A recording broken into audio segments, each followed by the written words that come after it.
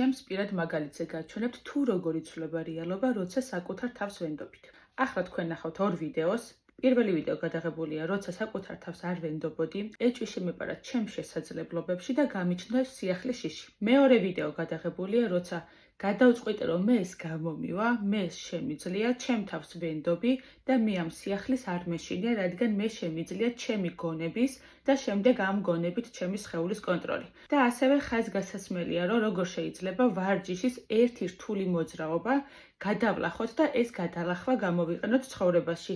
ანუ მე თუ ახალი ვარჯიშის მიმართ მაქვს შიში, რადგან მე მას არ ვიცნობ და რეალურად ეს არის სიახლის შიში და არა ის, რომ მე ეს არ შემიძლია, მე თუ ამ ვარჯიშს შევასრულებ, თვითშეფასება მეზრდება და ვფიქრობ, რომ ამის შესრულების ხარჯზე მე შემიძლია ისეთი სირთულეები გადავლახოთ ცხოვრებაში, რომელიც მასშინებს.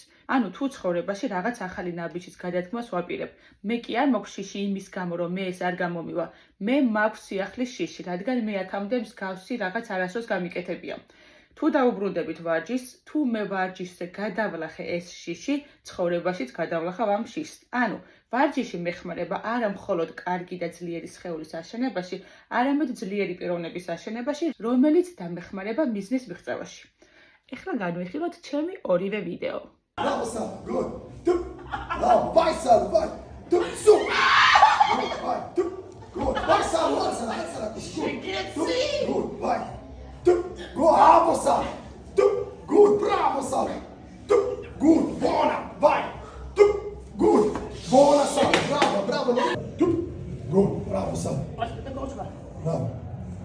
Pronta? No. Good. Bravo. Good. Good. Sì. Ora. Good, good. Right, good.